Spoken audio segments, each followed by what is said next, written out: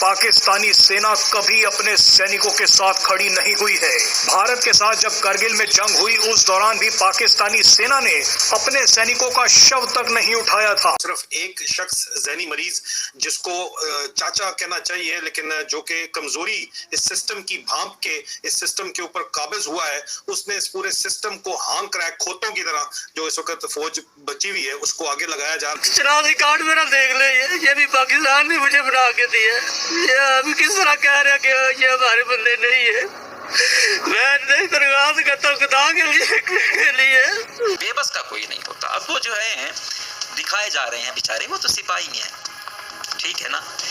इनके पीछे अगर आया जाता, ये कोई बड़े कोई जनरल वर्नल के बेटे होते, कोई ऑफिसर रैंक के होते, तबादला भी होता, सब कुछ होता। ये जितने भी 6-7 जो एफसी के जवान हैं, इन्हें कैमरे पे आके वॉलंटियर होके बलूचिस्तान लिबरेशन आर्मी के साथ शामिल हो जाना चाहिए। अगर ये वाकई ही में सोल्जर्स हैं, इनका ताल्लुक पाकिस्तान आर्मी से है और पाकिस्तान आर्मी उसके बावजूद लाताल्लुकी का एक ऐलान कर रही है, मुजाहरा कर रही है, तो एक बहुत ही शर्मिंदगी की बात है। आखिर क्या वजह है कि रियासत ऑन नहीं कर रही? अगर रियासत इसको ऑन कर लेगी तो फिर डिमांडें भी बढ़ेंगी, प्रेशर भी इधर उधर से बहुत ज्यादा होगा, तो उस तरीके से टैकल भी नहीं किया जाएगा। एक हाथ में उसने डंडा पकड़ा हुआ है, एक हाथ में उसने गाजर पकड़ी हुई है। जी हाँ, मैं आसिम मुनीर की बात कर रहा हूँ।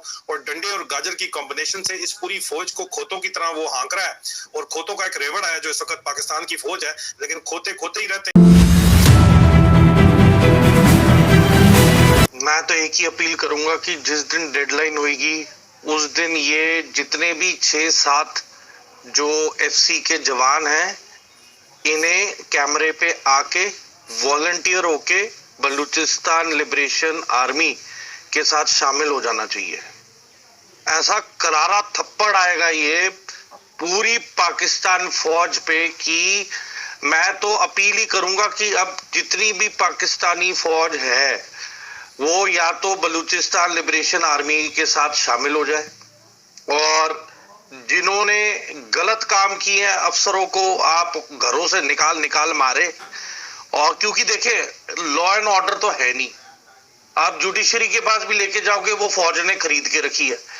तो जो भी गुनेगार अफसरों ने जिन्होंने नस्लकुशी की है बलोच की आवाम की, ये सब गुनेगारों को चुन चुन के इनके घरों से निकाल के इंसाफ किया जाए।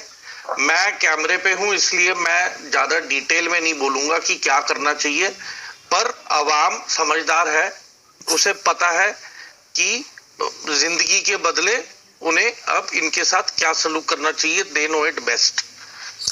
बट ये कारगिल में भी इन्होंने दोबारा किया, पहले किया था।